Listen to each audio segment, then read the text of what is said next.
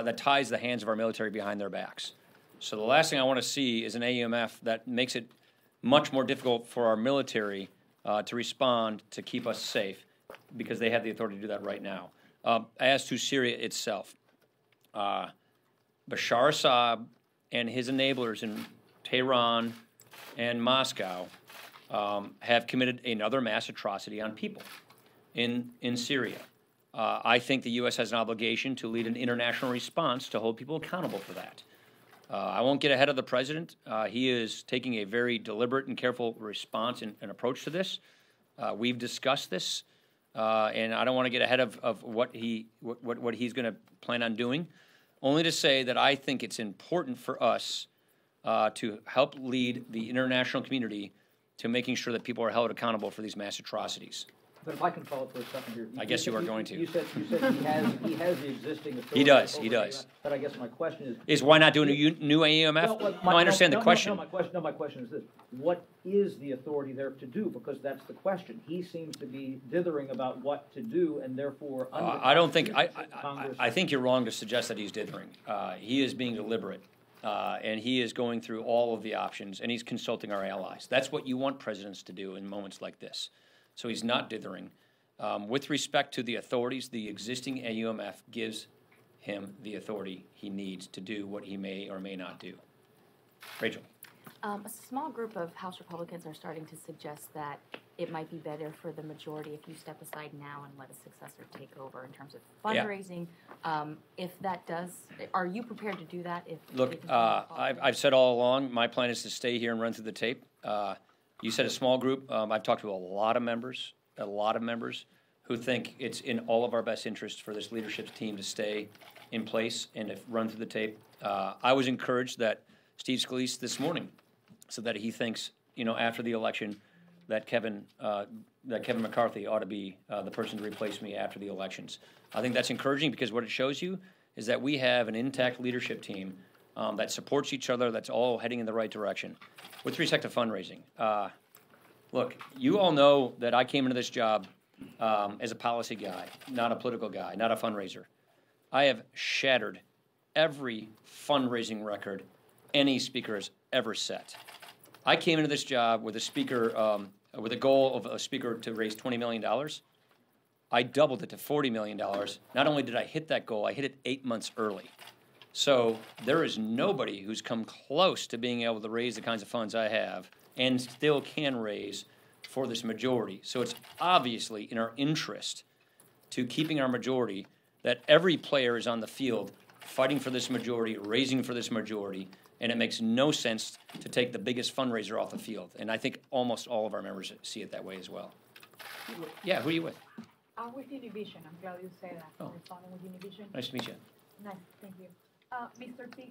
Speaker, do you plan to do something with DACA before you retire? And if so, what will that be? I certainly would like to. As you may or may not know, we offered the Democrats a DACA solution. We offered them a solution for DACA in addition to pairing it with a solution for the border, and the Democrat leadership chose not to take that offer. That offer still stands, and I've spoken with the president many times about this. And so we would like to see a border security solution along with a DACA solution. We made that offer, and I haven't rescinded that offer. Yeah. When Speaker Boehner left Congress in 2015, he talked about clearing the barn for a potential successor. Is that something that you're looking to do? It's been pretty clear already, I'd say. You will have to do a spending bill at the end of the fiscal year that will likely require a bipartisan deal. You've got the DACA solution still pending here. Is this something that you're looking to do? Yeah, when I say run through the tape, I mean get everything done that needs to get done. So absolutely. I want to get all of the work that we need to get done. By the way, it's been incredibly productive what we've already been able to accomplish. Our military is now on path for being rebuilt. Our tax code is rewritten. The entire energy industry is back online, and it is going to put OPEC in its shadow. We have a regulatory relief system and a regulatory relief agenda that is really turning businesses back on. We've got Dodd-Frank repeal and replace coming through the system. We've got workforce development to continue. So we've got a lot that we've done. We still have a lot left to do. I'm excited about doing it. And, yeah, that's what I mean when I say run through the tape. Susan. When do you think you're going to take the farm bill up on the House floor?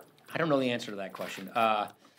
I would defer to the majority leader who schedules that, but soon is what I would say. We want to get this done this spring, but I don't off the top of my head know exactly when, because he's introducing the bill right now, so Right. he's gonna have to do, hearings and markups and all the Do you rest. think you can pass it, though? You need mostly all Republicans. Yeah, I think we can pass it Democrats, because I think first of all, the commodity title is a fairly simple title because we did so many reforms in the last farm bill. We got rid of direct payments. We did lots of different reforms that were good pro-market reforms. And what most people don't know, and I know you do, but 80% of the farm bill is food stamps. And that is the area that has not gotten reformed.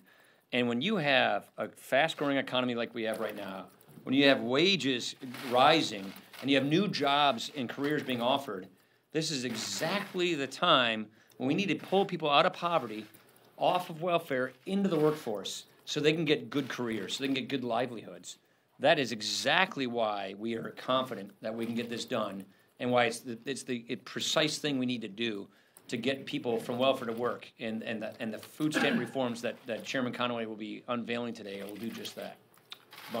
Mr. Speaker, just wanted to follow up on Rachel's question. Can you just describe in more detail how you see this process of choosing your successor should play out? We're just hearing from all these members who don't find it tenable to think that this is just going to be held in abeyance until after the election. I think it will play out like it always does, which is you have a leadership election after the elections. And so I think our leadership team, the funny thing is when I came here into this job, I came into a vacuum and filled a vacuum. I don't think we have that kind of a vacuum now. We have a very talented leadership team that is extremely experienced now, and that leadership team is in sync with one another and supportive of each other. And so I do not see that kind of a disruptive process like we had when I What do came you into say this to office. these members who are afraid that 7 months of sort of a shadow campaign is not good for the conference? I don't think we're going to have that. Yeah. But to piggyback on their questions, if this becomes disruptive. Oh, I'm not going to go into the hypotheticals. Timeline, though. But would you reconsider your timeline? I'm not going to get into the hypotheticals. Yeah, Mike. Um, All right. Sorry. Thanks, Mr. Speaker. In the past 24 hours, as you've been talking about your years in leadership, there's been some criticism directed at you and some questions asked about how you dealt with the president's, let's say, aggressive rhetorical approach to politics versus your more civil, inclusive approach, as you'd like to talk about. That was euphemistically put. That was nice. I'm trying to get a question you're willing to answer, so you don't. How do you address those critics that say that you basically deferred to the president and did not? Yeah, Gail kind of asked me that question this morning. So here's what I think a lot of people would love to see me do: get in a food fight with the president of the United States and have Republicans tear each other up and not get anything done. That's not what I'm here to do. I'm here to actually get stuff done. I'm here to actually affect an agenda. The voters of this country elected Donald Trump president. The voters of this country gave us a House majority and a Senate majority. We have a duty and an obligation to take these majorities and get things done on behalf of the American people. So I'm not concerned about scoring points and ratings on TV. I'm concerned about getting things done to improve people's lives. And so, to that end, I work on making sure that this unified government works in a unified way. You all know that no two people agree on everything. The president and I have had disagreements on plenty of things. What I find is constructive and helpful toward solving this country's problems, moving in the right direction, is to keep the kind of dialogue I have with the president, which is a private, personal dialogue, which is far better by talking to him instead of talking about him on TV. I can get more accomplished for what I think is the right thing to do by having a good relationship and a good dialogue than going out and just scoring points on TV, disrupting unified government and bringing government to a screeching halt. That's the way I see it. Okay, and does that mean, though, that there's a recognition that the voters, Republican voters at least, prefer his approach to your approach? I think voters were frustrated after 8 years of malaise. Voters were frustrated after anemic economic growth. Voters were frustrated, and they wanted disruption, and they wanted stuff getting done. That's what we're doing. Speaker, on immigration, there are some Republicans who are pushing for a Queen of the Hill type procedure. Do you see that as an avenue for voting on a budget? I don't think that's the right way to go. Why not?